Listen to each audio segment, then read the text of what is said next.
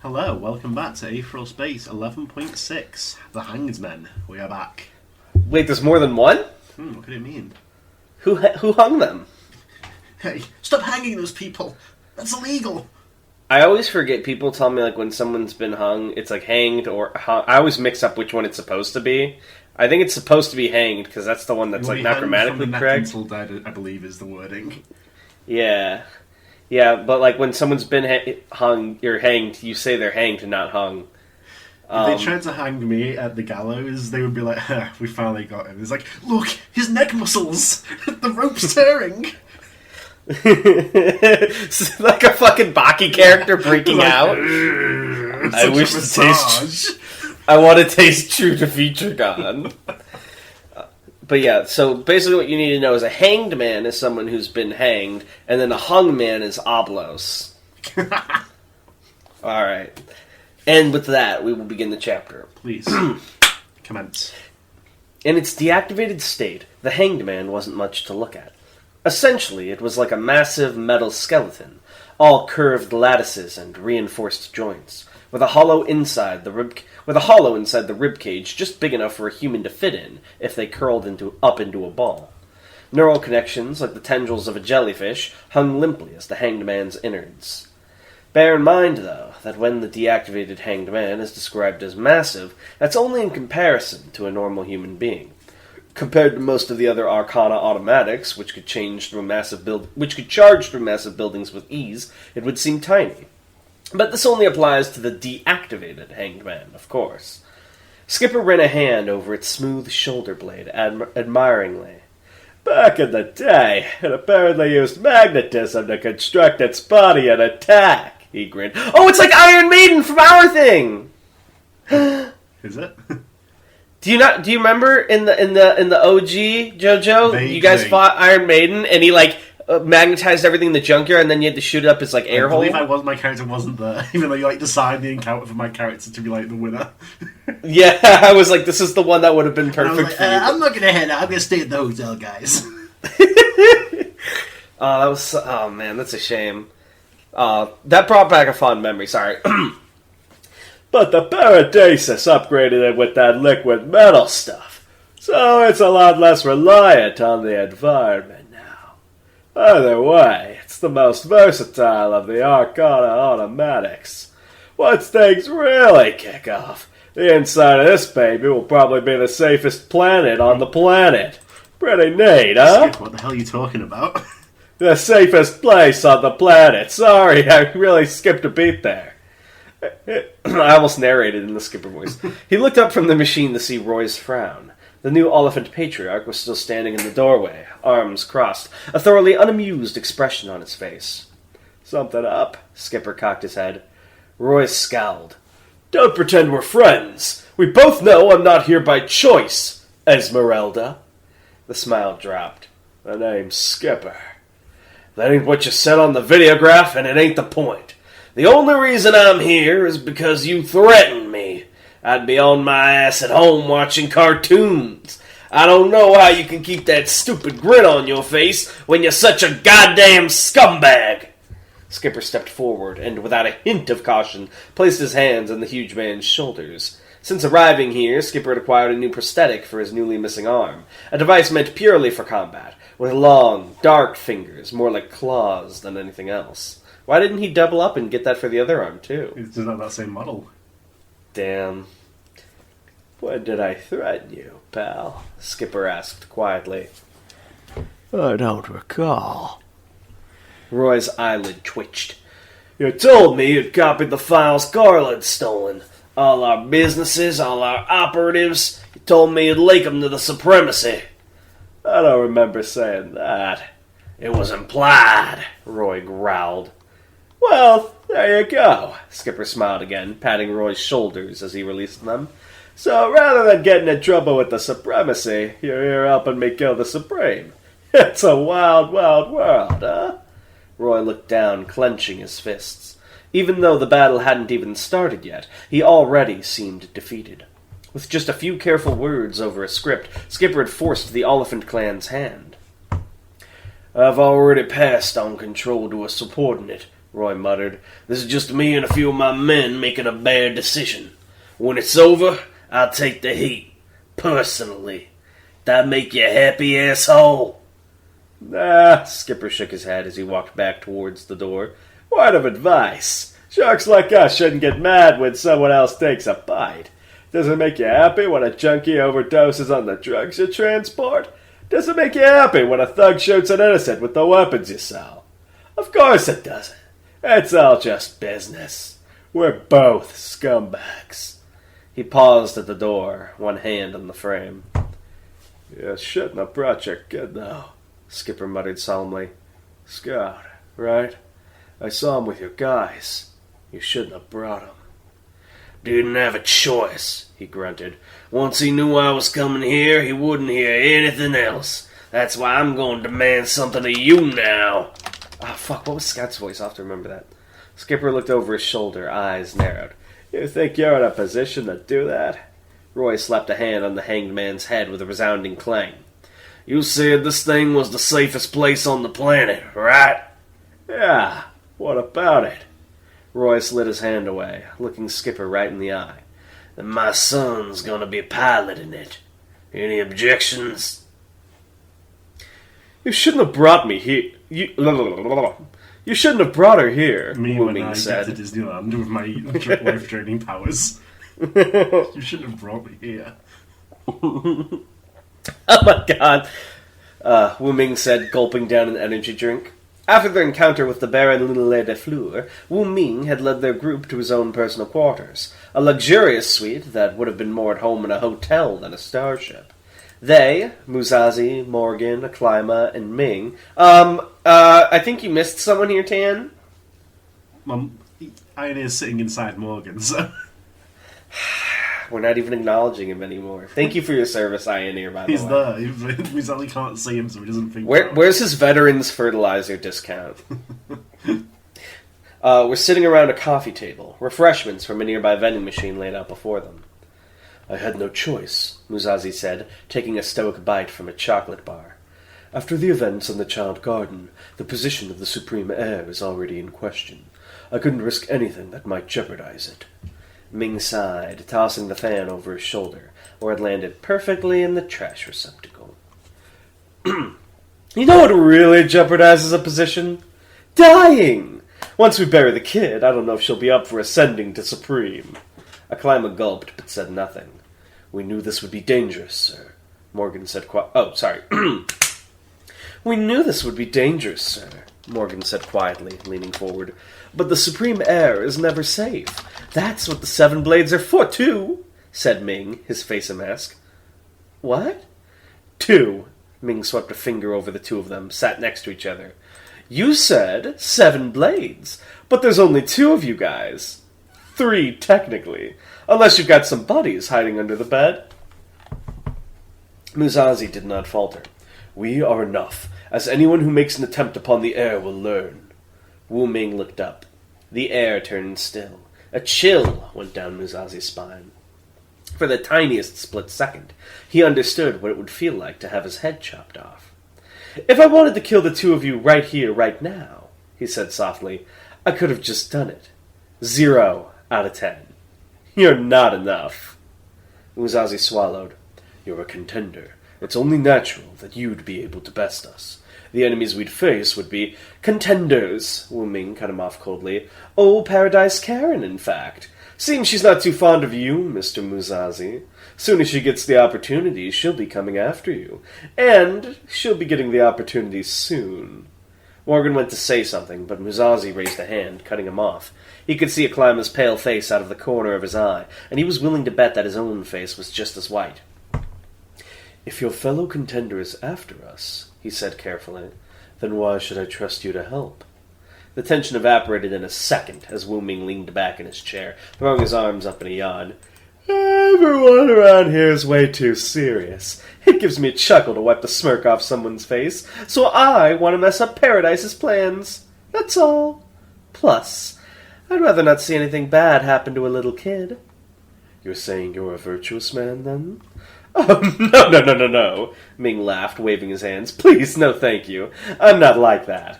writing myself big lists of principles and morals or whatever. I just do what I want, see? If I feel like helping someone, I'll help them. If I feel like killing someone, I'll kill them. Right now, I feel like giving you a hand. Ain't that swell? Musashi lowered his hand, and Morgan spoke up.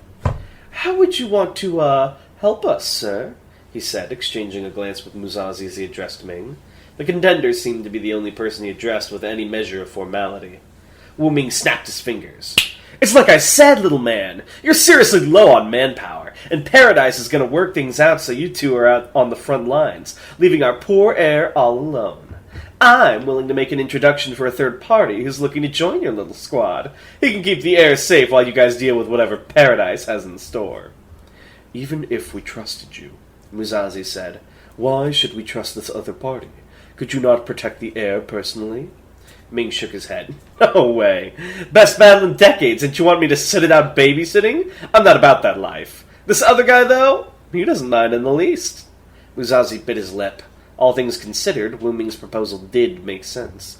There was no doubt that Paradise Karen would make an attempt to regain control of the heir, now that Kojiro had fallen, and these would be the ideal circumstances to do so. No doubt a good number of the special officers who had gathered here reported to Karen. The Baron Lunelay de Fleur, for one, was well known as one of her allies. He'd only be too happy to go after Musashi, after the embarrassment he'd suffered earlier in the day. Against sheer numbers and sheer strength, Musashi and Morgan were just two people, even with Ioneer backing Morgan up from the inside. They needed allies as well. This person, Musashi said, slowly. I'd want to meet them first. Who are they? Snap! Before Musashi had even realized that the contender was moving, he lifted his hand up and snapped his fingers. A second later, the door slid open, and Musashi turned his head to look. The man who entered the room looked to be in his late 70s, musculature barely hanging on after the ravages of age. His white hair was tied back into a severe topknot, and rather than any formal wear, he decided to clad himself in a simple blue tracksuit, spectacles balanced before his green eyes. Oh, wise Aether... Is this like a wise Aether sensei? He nodded respectfully at the gathering as he strode next to Wu Ming, stopping at military attention. He'd expected to recognize the candidate that Wu Ming had brought before them, and he was not disappointed in that regard. Strength was no issue. Ashdel Durin was well known as a master of the killing arts, and as the foremost practitioner of pinpoint Aether. What is pinpoint Aether? That's what Helga does, but rather like glass cannon, it's all in one like part of your body when you do it. It's just like part 2 hormone training, I understand. So it's like Helga did, like if she punches you, all her Aether is like in her knuckles, so you're getting everything.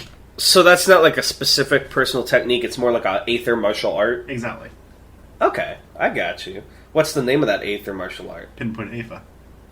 It doesn't have a cool name in another language? Well, there's just a way of using Aether. Like, the actual martial arts would be depending on the person, like how you use that technique. Oh, I got you. Cool. That'll be your fun facts. So start thinking of names for martial arts. I want to know. Dragon peeled his hand away from the console, that same green gunk clinging to it. Wincing, he wiped it off onto his pant leg. To be honest, he'd expected activating the Lotus to have a little more bombast to it. A little ceremony or something. Hell, they hadn't even brought all the cogitants here at the same time. Most of the cogitants had already placed their hands on the Lotus by the time Dragon had arrived, and most of the stragglers had disappeared while he'd been unconscious. Now it was just him, the guard he'd been assigned, and one other. The cogitant girl he'd seen the first time he'd come down here. The one with the empty eyes. She looked at him emotionlessly as he staggered back from the console. Just from looking at her, you'd think she was civilian. She was wearing casual and baggy clothing, and her hair hung around her face in what seemed like a case of perpetual bedhead. But those eyes... There was something about those eyes, that damn smile. Like everything that had once been behind them had been burned away to nothing. That's it, Dragon's guard said. Barrier's now active. Should probably head back to your quarters for some rest. Enemy will get into orbit before long. The guard was a young man with chestnut hair by the name of Marco. His red balaclava pulled up into it looked more like a beanie than anything else. A punch-point assault rifle was slung over his back, and, strangely enough, what looked like a row of thin sewing needles were strapped to his pant leg, right on the thigh. New phase is pant leg. Hell yeah. Dragon had said he hadn't needed a guard. He wasn't exactly weak anymore, after all, but Skipper and Klaus had insisted. Right, Dragon nodded. beginning his walk back across the bridge. "Wait!" It took him a second to realize that the Cognate girl had spoken. Dragon turned his head to look at her. "Yeah?"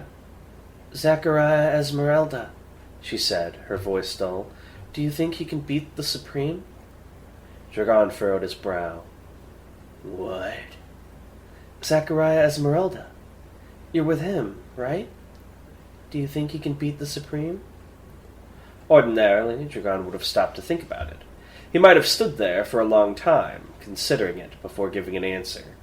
But here, now, for some reason, the words came automatically to his lips. "Of course," Dragon said. He'd expected her to question him further, to ask his reasoning. But no. The girl just stared at him with the eyes of a corpse, not even blinking, before silently turning and walking away. She vanished into the darkness, and Dragon was left watching after her. Wu Ming had led them to their impromptu job interview, Ash Del Durin sitting across from Musashi and Morgan, his hands clasped in his lap. Musashi couldn't help but notice the sheer efficiency of the man's movements, the perfect composure of his breathing, and the steel focus in his eyes. Before anything else, Musashi could not deny this was a man who knew what he was doing. "Ash Del Durin," he introduced himself politely, voice hoarse. "I don't use a sword, but I'd be happy to join your group." Musashi drummed his fingers over the arms of his chair. Appearances could be deceiving, reputations even more so. But Ash Del Durin was known to be a virtuous man, and Musashi doubted Wu Ming would take any action to betray his own protege. He didn't seem the type. Musashi exchanged another glance with Morgan before speaking again. "Out of curiosity, why exactly do you wish to join the Blades?" Ash cracked his neck. "Why do any of us special officers do anything, Commander? We already have freedom. We already have power. The only thing we have to seek out is prestige. A means for our name to live on after us." A sad smile crossed his lips. "I will be gone from this world sooner rather than later, so I'm sure you understand my desperation. I would like to do something important with the little time I have left. Defending the Supreme Heir will accomplish that well." "I see," Musashi nodded. "I will be gone from this world sooner rather than later." Real quick, what is the average lifespan in Aether time? Around 100. Okay. That's pretty good. Musashi had known that to be true, but to hear Ash say it so candidly was surprising all the same. Ash Del Durin had a reputation for strength. He'd fought on many a battlefield for the supremacy, but his curse, his tragedy, was just as famous. It wasn't spoken of in polite company, but everyone was aware of it. The Flash Fist possessed an unfortunate aether tick, accelerated aging. The man sitting across from Musashi with that elderly body was actually in his early 30s. Musashi didn't know the actual exchange rate of it all, but apparently every second he used Aether translated to a much longer period of time for his body, hence why he'd pursued the pinpoint path. It was the only way to keep fighting while extending his life as much as possible. In terms of combat effectiveness, Musashi couldn't do better. "Very well," he finally said. "Welcome aboard. But the heir remains by my side until the very moment it becomes necessary otherwise. Understand?" "Course," Ash nodded. "At your command, sir." And between them all, unseen and unheard, Acclima just sat. If she had any qualms about the plans being formed to protect her life, or any bitterness over being treated as an object to be passed around and protected, she did not show it. All she did was clench her fists and glare down at the floor. Popcorn. Emma stuck her hands into the pockets of her hoodie as she strode across the green grass of Elysian Fields, looking up at the sky. The neon pink above had gone unchanged, even after the second activation. She guessed they wouldn't really notice anything until the Supremacy tried to touch down. A smirk rose to her lips as she imagined the scene. Would there be fire on the way down, she wondered? She stopped outside one of the ammunition warehouses where Johann and Palmer were waiting. Johann, smoking a bubble-tinged cigarette, nodded to her as she approached. "You talked to him?" he asked. Emma nodded. "He said Esmeralda would win." Johann frowned, flicking his cigarette off into the grass. He tell you why? I didn't ask. Johann's frown deepened. Why not? You didn't tell me to. With a deep sigh, Johann ran his hand down his face before glancing down at Palmer. Thoughts? Palmer considered the question as he devoured his rations, his elephantine trunk waving through the air so as to avoid getting in the way of his toothy maw. In contrast to Emma's baggy hoodie and Johann's trench coats, Palmer was clad in a simple sweatshirt and shorts, more suited to the beach than the battlefield. After what felt like an eternity, he put his tray down. The boss says that, Palmer grunted, his voice low, "'cause he's got trust. It's that kind of thing, you know. Looking up to a person. You inflate a person in your head. It ain't nothing, don't mean a thing. Power wins in a fight like that, not faith. He's full of shit, way I see it." That seemed to be what Johann wanted to hear. He smirched with his scarred lips. Knew it. Zachariah's nothing but hot air and pretty words. A former lackey like that won't be the one to take down the Supreme. His lips spread further into a grin, and he cocked his rifle arm. It'll be me with my Freikugeln. Freikugeln? Yeah. Emma watched impassively. No matter how things ended up playing out, someone would die. That was enough for her. "My Supreme," came the Ascendant General's voice over the script. "I have an update regarding our landing." The Supreme shoveled a handful of potato chips into his mouth. Go ahead, Alex, he spoke mid-chew. I love him. "I'm listening." He was sat in his quarters. Everyone sat down for this chapter. Cross-legged. People love sitting. We love sitting. Cross-legged on the floor, looking out at the green and blue globe of Elysian Fields. Seemed like a nice place. Apparently home had once looked like that too. They'd arrived in upper orbit around an hour ago, and the Supreme had been eager to head down, but the bigwigs had insisted on sending down some probes first. It was a real drag. "At first, we sent down 30 probes to scout out the enemy encampment," Alex said. "All of them were annihilated before they could even get close." The Supreme raised an intrigued eyebrow. "Oh." "After that, we sent 10 probes to infiltrate from the other side of the planet. Same results. Just like the first time, all of them were destroyed simultaneously." "Again?" the Supreme found. "It was the same thing. Boring." Alex's voice echoed throughout the vast, smooth room. "We were going to continue testing in this fashion, but then 2 of Commissioner Caesar's special officers acted on their own." The irritation in his voice was obvious. Old Alex Toll had never liked the special officers. "On their own, huh?" the Supreme grinned, raising his beer. "I like it. Shows initiative." They attempted to land on Elysian Fields ahead of the rest of the army. Needless to say, those 2 were annihilated. Instantly. Death confirmed right after they entered the atmosphere. "Oh." The Supreme somberly put his beard on. "Well, that sucks." It seems that the terrorists have access to some kind of countermeasure against attempts to enter the atmosphere. With the imaging we've been able to do from orbit, we've confirmed that Regiment Red are present, but beyond that, we're still ill in the dark. I'm afraid that attempting to land right now will be foolhardy, my Supreme. The Supreme uncrossed his legs, laying back on the floor and looking up at the ceiling, hands behind his head. That same smile is still twisting his face. He chuckled lightly. No worries, no worries. Been waiting a good while for a bash like this, Alex. I can wait a little longer. Let me know when we're good to go." "Yes, my Supreme." The call clicked off. Zachariah. The Supreme grinned, still looking up at the dark ceiling above. This really was great. They hadn't even landed on the planet yet, and they were already having tricks like this thrown at them. It made him tingle in anticipation when he thought about what might be waiting on the planet itself. Oh, I gave him an idea. "Guess I can't work Alex too hard," he sighed, picking himself up off the floor. "Imaging and probes and all that stuff, there's really no need now that I think about it. I'll just take a quick look for myself." He cracked his neck and stretched his legs. It had been a little while since he'd done this. He vaguely wondered if he'd lost his touch, but then he just laughed again. As if that would ever happen. Aether ping. Golden light flooded the chamber. From his spaceship. He's got such strong aether. A wave of aether, spread out so thin as to be nearly invisible, crawled out from the stars and wrapped itself around Elysian Fields. Half the planet was within its range, more than enough to taste the encampment of Regiment Red. Tiny sparks spread out as Aether instinctively responded to Aether. Dragan took in a sharp breath. Ruth's eyes jerked open. Bruno stumbled mid-step. Serena grabbed the wall to support herself. Skipper glared up at the sky. All across the surface of Elysian Fields, 219 Aether users felt the eyes of God fall upon them. Damn. There's pressure. I want to read more Aetheral Space. We're almost there, Tan.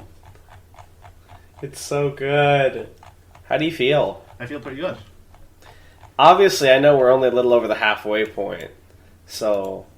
But I'm really curious to see how the rest of this story unfolds. And I'm really, really excited for this climax moment. It's been a long time coming. So long. But we're not here for that. We're here for your fun fact. Tell us about at least one specific school of the pinpoint Aether martial arts. Well, this is a martial art that can be used with pinpoint Aether. The pinpoint Aether doesn't necessarily have its own exclusive martial arts. It's used to enhance sort of like existing ones. Oh, okay. So, are there any existing ones aside from the ones we know in the real world? Well, yeah, Ash Adeldaran uses one that's simply called Bullet because it's meant to like imitate the effect of a punch point bullet with your fists. So it's a lot and it of can only be accomplished with Aether.